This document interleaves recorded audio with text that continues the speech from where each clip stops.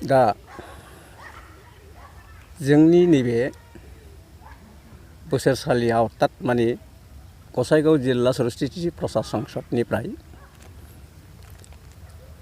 आरो बेजों लोगोसे बे जिल्लानि सिङाव थानाय बे जाहैबाय बुंखा आनसलिक आरो प्लेसआ जाहैबाय सिंमारि गुदि फरायसालि। दा बे गुदि फरायसालियाव जोङो गोदो गोदायनि जिथु बैदिक नीतिनि आर्य नीतिखौ जों जेब्लाबो खुंबाय थादों आरो देग्लायबो बे 47तम अर्थात 4-7 खुंगा सरस्वती प्रसाद संसदखौ जोंनि बे सिंमारि जायगा गुदि फरायसालियाव लानाय जादों। आरो बे लानायजों लोगोसे जोंनि थांखिया जाहैबाय मानब धर्म। बे मानब धर्मजों लोगोसे जाहाथे जोङो जगतखौ मंगलनि हास्थायनानै बहाय साननैनि हाबाफारि लानानै अर्थात 21 आरो 22 साननैनि हाबाफारि लानानै जग्य जागोन आरो 22आव गेवलां मेल जागोन। बे गेवलां मेलाव जोंहा अतिथि हिसाबै जोंनि मिरु संसदनिफ्राय जों हांख्रायदों। बे हांख्रायनाया जाहैबाय मोनाबिलि जग्यआव जाहैबाय मुसि खनसाम बसुमतारिया पारमार्थिक नायक।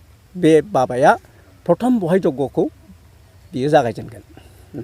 आरो अखानायै गेवलां मेलाव जोंहा मुसि समायनेन्द्र नार्जारि अधिनायकआ बे गसाइगाव जिल्ला सरस्वती प्रसाद संसदनि जिथु बेखेवनाय बे बाबाया बेखौ बेखेवगोन। आरो बेजों लोगोसे दाब दाब जायगानिफ्राय बे जोंनि बे जिल्लानि सिङाव थानाय गसाइगाव जिल्लानि सिङाव थानाय सिंमारि बे भक्त मेलाव गोबां दाब दाब जायगानि आइ आफा बाबामोना नुजाफैगोन आरो बहाय जोङो प्रसादनि शास्त्र बिसारखौ बहाय फोलायना होनाय जागोन। दा आङो जोंनि बानजाय आफादनिफ्राय आफादगिरि जानानै बेखौनो खावलायो जाहाथे एबार 2023आव मोजाङै मोजां बे 47तम बोसोरखिया बे प्रसाद संसदनि खुंथायखौ जों मोजां मोजां खुंलांनो जोङो आखायाव लानाय जादों। आरो बेहाय आइ आफानि मददबो जोङो गोबां सहायबो मोनबाय। आरो बेजों लोगोसेनो जोङो जाहाथे आइ आफामोननि जिथु साननाय आरो लुगैनाय जोंनि थांखिया जाहैबाय उन्दैनिफ्रायनो जाय गारजेन बिमा बिफा गावनि गथ'खौ खाङोब्ला माबायदि आदर जानांगोन मोननै बेबहारिक पारमार्थिक अर्थात आखुथाय आरो सिबिथाय बेखौ गेवसार होनो थाखायनो जिल्ला संसदनिफ्राय आलासि जाय गाहाय मिरुनिफ्राय फैगोन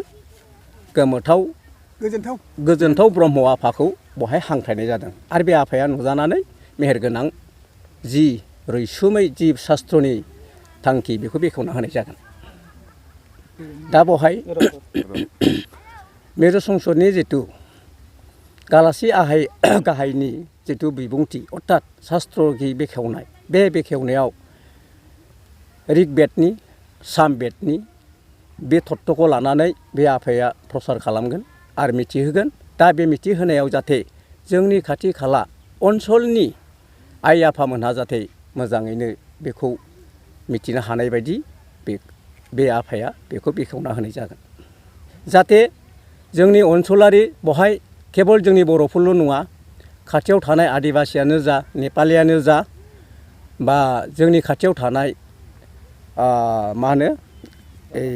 राभाफ्रानो जा जोङो बे बिथांमोनहाबो जाहाथे बेवहाय फैनानै जाहाथे हेफाजाब होफैयो आरो जोंनि बे गेवलां मेलखौ जाफुंहोफैयो। आरो बिथांमोनखौ खावलायदों जों मानब धर्मनि जिथु लक्ष्य बे लक्ष्यखौ जोङो सान्थियै आरो प्रेम बुस्थुयै जोङो मानब हिसाबै जाहाथे सान्थिखौ जों गोरोबनायखौ जों लुगैदों। जाहाथे बे बाबामोनहाबो जाहाथे बेवहाय खाथि खालानि आइ आफामोनहाबो खोनासंफैयो जों हास्थायनाय जादों। आरो लोगोसेयैनो जोंनि ब्रह्म धर्म आइ आफामोनहा जाहाथे गासैबो फैजोबनानै बे सभायाव बाहागो लाफैयो बेखौ खावलायहरनाय थाबाय।